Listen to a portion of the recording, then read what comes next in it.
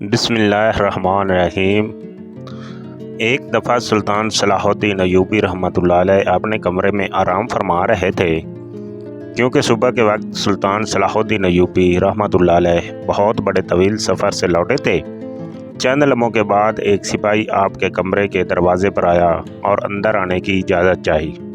سلطان صلاح الدین ایوبی چونکہ نیند میں تھے، اس لیے اندر سے کوئی جواب نہ آیا۔ دروازے پر مامور محافظوں نے کہا کہ سلطان آرام فرما رہے ہیں، لہذا آپ تھوڑی دیر بعد آ جانا۔ وہ سپاہی آپ کا بہت وفادار سپاہی تھا، اس لیے اس کو بلا جھجک سلطان کے کمرے کے اندر آنے جانے کی اجازت ہوتی تھی، لہذا اس نے بھی سلطان کو جگانا مناسب نہ سمجھا اور سلطان کے کمرے کے دروازے کے ساتھ بیٹھ گیا۔ وہ انتظار کرتا رہا کہ جب سلطان صلاح الدین ایوبی بیدار ہوں گے تو تب بھی وہ اس سے ملاقات کریں گے۔ چند لمحے گزرنے کے بعد سلطان صلاح الدین ایوبی کی آنکھیں کھلیں تو اندر کی حرکات سے معلوم ہوا کہ سلطان صلاح الدین ایوبی رحمۃ اللہ علیہ سے بیدار ہو چکے ہیں۔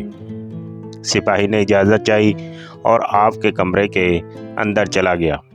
سلطان صلاح الدین ایوبی نے سپاہی کو کہا کہ ایسی کیا خاص بات تھی کہ تم اتنی دیر سے میرے کمرے میں؟ وہ سپاہی بڑا حیران ہوا کہ سلطان کو کیسے پتہ چلا کہ میں باہر انتظار کر رہا ہوں۔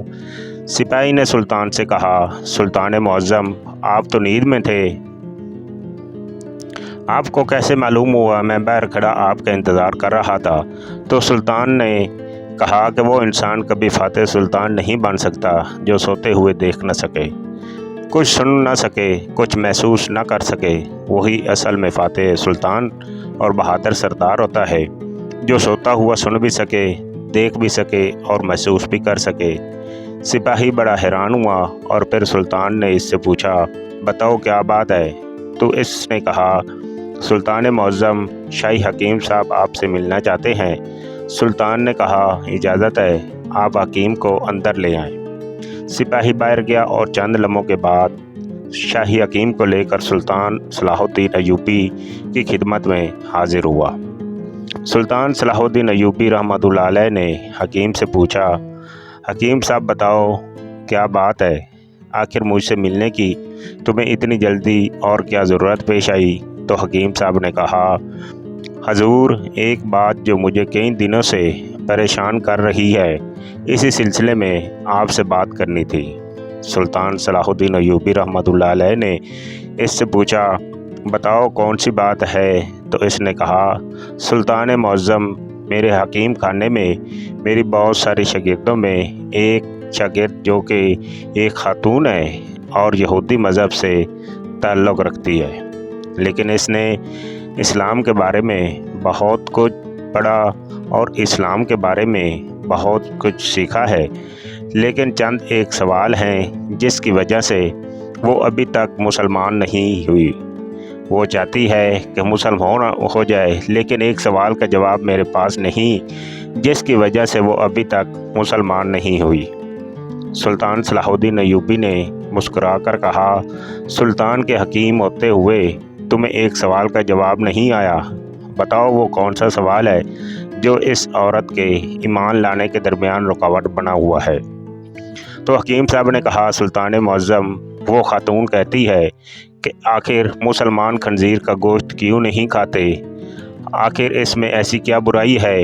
اس خنزیر کے گوشت کھانے کا ایسا کیا نقصان ہے جس کی وجہ سے مسلمان خنزیر کا گوشت نہیں کھاتے بلکہ اس سے سخت نفرت کرتے ہیں؟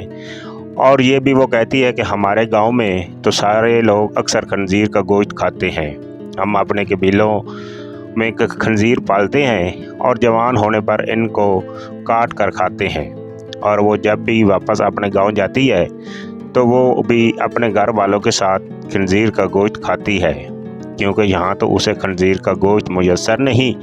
لیکن میرے پاس اس کے سوال کا جواب نہیں، کیونکہ میں اس بارے میں نہیں جانتا۔ کیا اس کے سوال کا جواب دیں گے تو آپ کی وجہ سے یہ غیر مسلم مسلمان ہو جائے گی؟ یہ سن کر سلطان صلاح الدین ایوبی نے کہا کہ کل تو اس خاتون کو اپنے ساتھ لے کر میرے دربار میں حاضر ہو جانا۔ سلطان صلاح الدین ایوبی جب صبح دربار پہنچے تو حکیم صاحب اس خاتون کو لے کر دربار میں حاضر ہوا اور سلطان صلاح الدین ایوبی سے فرمایا، سلطان معظم، یہ ہے وہ خاتون جو میری شاگرد ہے۔ یہ دیکھ کر سلطان نے اس عورت کو کہا، بتاؤ خاتون، تمہارا کیا سوال ہے؟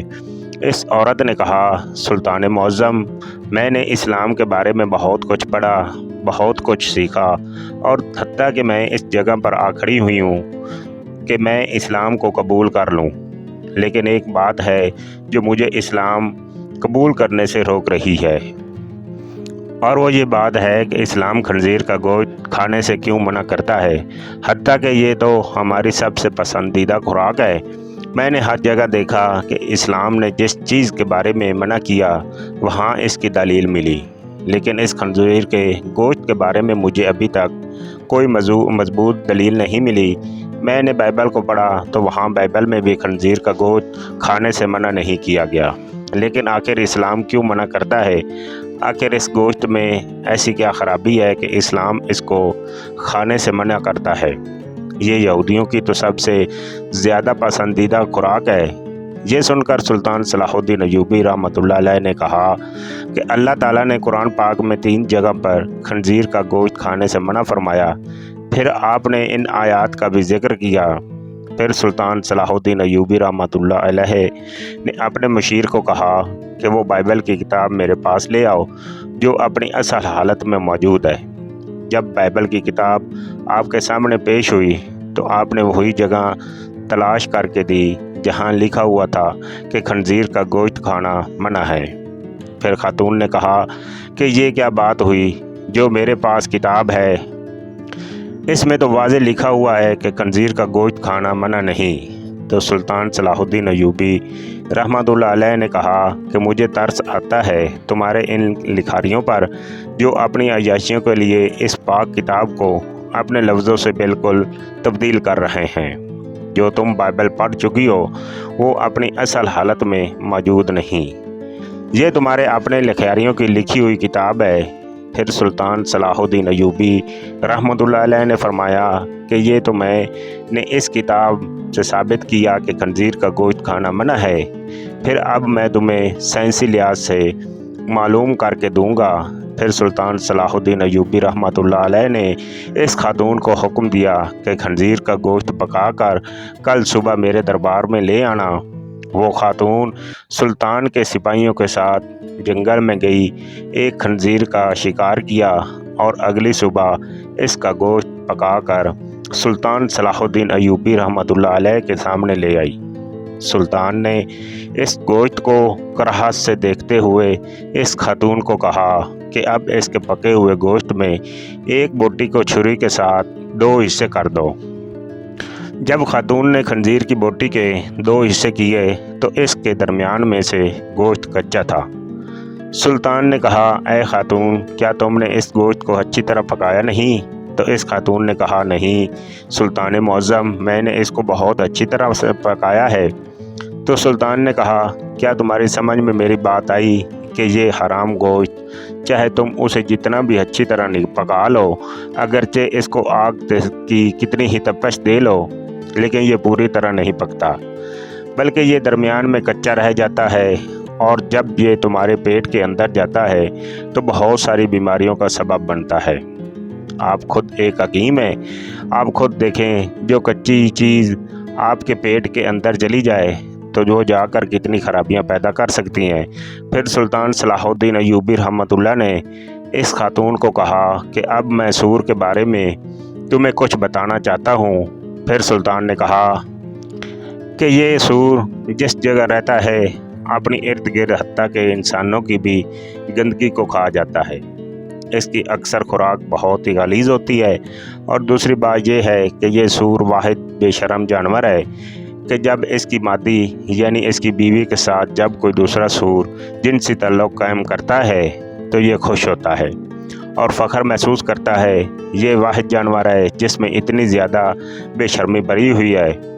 آپ خود دیکھیں کہ ایسے جانور کا جب آپ گوشت کھائیں گے جس کی بنیاد غلاظت سے بھری ہوئی ہے تو وہ تمہیں کیا فائدہ دے گا؟ یہ بات سن کر وہ خاتون سلطان صلاح الدین ایوبی رحمۃ اللہ علیہ کے سامنے झुक गई और कहा कि सुल्तान मुअज़्ज़म, आप मुझे अपनी ही ज़बान से कलमा पढ़ाएं। सुल्तान सलाहुद्दीन अय्यूबी रहमतुल्लाह अलैह ने इस औरत को कलमा पढ़ाया और तमाम दरबार अल्लाह अकबर के नारों से बुलंद हो गया। अगर आपको ये मेरी वीडियो पसंद आए तो चैनल को लाइक और सब्सक्राइब ज़रूर कीजिए।